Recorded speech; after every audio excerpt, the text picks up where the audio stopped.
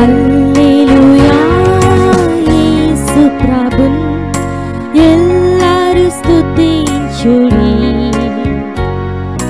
వల్లభుని చర్యలను తిలకించి స్తుతించుడి. Praise the lord.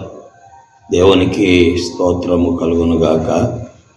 చేరువచ్చిన ప్రియులందరిని బట్టి ప్రభు అయిన యేసుక్రీస్తు వారి ప్రశస్తమైన నామాన్ని ఆరాధిస్తున్నాను.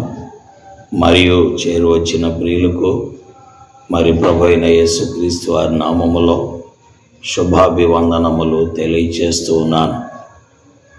ప్రియులారా, మనమందరము కూడా బాగుండాలి. అదే సమయంలో మన ఆత్మీయమైనటువంటి జీవితాన్ని కాపాడుకుంటూ అపవాదికి అవకాశం ఇయ్యక ఈ యొక్క ఆధ్యాత్మిక ప్రయాణాన్ని ఎంతో మేలైన ఆశీర్వాదకరమైన రీతిలో మనము కొనసాగించుకోవాలి. మనము ఈ భూమికి చెందిన వారము కాదు, మనము పరలోకానికి చెందిన వారము అని గ్రహించి ప్రభువుని హత్తుకొని జీవించాలని దేవుని వాక్యము మాట్లాడుతున్నది. ఈ సమయంలో ఈ ఉదయకాలం దైవ గ్రంథము నుండి ఒక వాక్యాన్ని మనం చదువుతాం. ప్రవక్త అయిన యెషయా గ్రంథం 53వ అధ్యాయము 12వ వచనం మధ్యలో మనం చూస్తున్నాం. ఆయన అతిక్రమము చేయి వారిలో ఎంచబడెను. ఆయన అతిక్రమము చేయి వారిలో ఎంచబడెను. దేవుడి మాట దీవించుగాక. ప్రియులారా, ప్రభు అయిన యేసుక్రీస్తు వారు పరిశుద్ధుడు.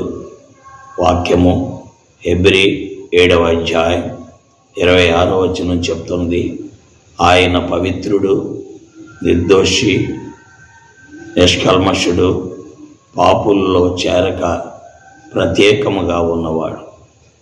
అనగా ప్రభు అయిన యేసుక్రీస్తు వారు పరిశుద్ధుడు అని తెలియజేస్తుంది. ఆయనలో పాపము లేదు అని మనము వాక్యములో చదువుతున్నాం. ఆయన పాపము చెయ్యలేదు అని వాక్యములో చదువుతున్నాం. ఆయన పాపమును ఎరుగడు అని వాక్యములో చదువుతున్నాం. ఈ మాటలను బట్టి ఆయన ఎంత పరిశుద్ధుడో మనము చూస్తున్నాం. అలాంటి పరిశుద్ధుడైన దేవుడట మానవ జాతి కొరకై, మానవ పాప విమోచన కొరకు, మానవ ఆత్మరక్షణ కొరకు, మానవ జాతిని పాప మరణ నియమముల నుండి విడుదల చేయుట కొరకు ఆయన అతిక్రమము చేయి వారిలో ఎంచబడ్డాడు.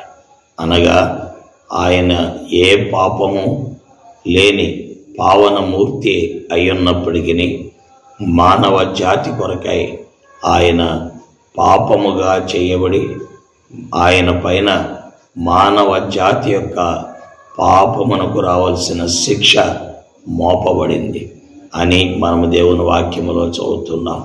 అందుకే రోమాపత్రిక 8వ అధ్యాయము 3-4 వచనాలు మనం చూస్తున్నట్లయితే, ఆయన శరీరమందు పాపమునకు శిక్ష విధించబడింది అని మనం చదువుతున్నాం.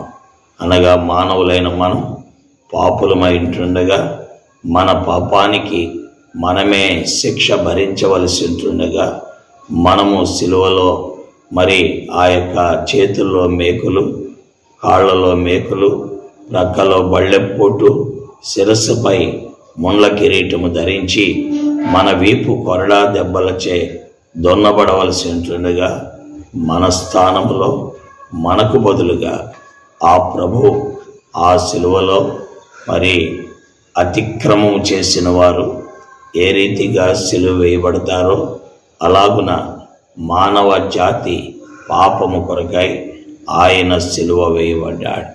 ఎందుకనగా రక్తము చిందింపకుండా పాప క్షమాపణ లేదు. అందువల్ల ఆయన అలాగున సిలువకు అప్పగించబడ్డారు. తద్వారా మానవ పాపానికి విడుదల, మానవ పాపానికి విమోచన, మానవుడు పరిశుద్ధుడిగా చేయబడుట, మానవుడు దేవుని పరిశుద్ధమైన మార్గములోనికి రావటానికి ఆయన అతిక్రమము చేయువారిలో ఎంచబడ్డాడు. ఈ రోజున మనము పవిత్రులమయ్యాం, పరిశుద్ధులమయ్యాం, భక్తులమయ్యాం, దేవుని మార్గములోకి వచ్చాం, దేవుని సన్నిధిలో ఉండగలుగుతున్నాం, దేవుని సన్నిధిలో కూర్చోగలుగుతున్నాం, దేవుని గురించి పాడుతున్నాం, ఆరాధిస్తున్నాం. వీటన్నిటికీ కారణం ఆయన అతిక్రమము చేయువారిలో ఎంచబడటం బట్టే. కాబట్టి ఆ ప్రభు పాదముల యొద్దకు వచ్చి ఇంకా ఆయన్ని మనము నమ్మకపోతే, ఇంకా ఆయన్ని అంగీకరించకపోతే, ఆయన నీ కొరకై ఇలాగున చేయబడ్డాడని ఎరిగి ఆయన్ని నమ్మి ఆయనను అంగీకరించి ఆయనను వెంబడించాలి. ఆయన కొరకై మన జీవితాలను అప్పగించుకోవాలి. తద్వారా అది మనకు మేలు, ఆశీర్వాదాన్ని కలుగు చేస్తుంది.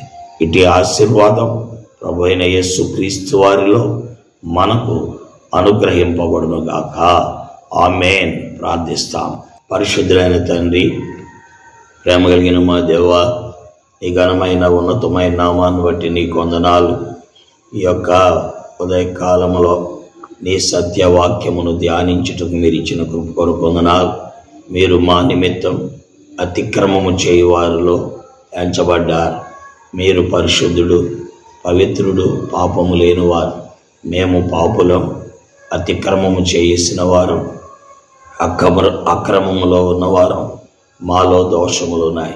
అయితే మా నిమిత్తం మీరు ఆ రీతిగా ఎంచబడి శిలువలో శిక్ష అనుభవించారు. ఎవరు ఈ విషయాన్ని నమ్ముతున్నారో, అంగీకరిస్తున్నారో, నీ వద్దకు వస్తున్నారో వారిని గొప్ప ఆశీర్వాదంతో నింపుతున్నందుకై స్తోత్రాలు. యేసుక్రీస్తు వారి దివ్య నామములో ప్రార్థిస్తున్నాను తండ్రి. ఆమేన్. దేవుని స్తుతించుడి, హృదయమును వెలిగించిన యేసుని స్తుతించుడి. అగ్నివాడ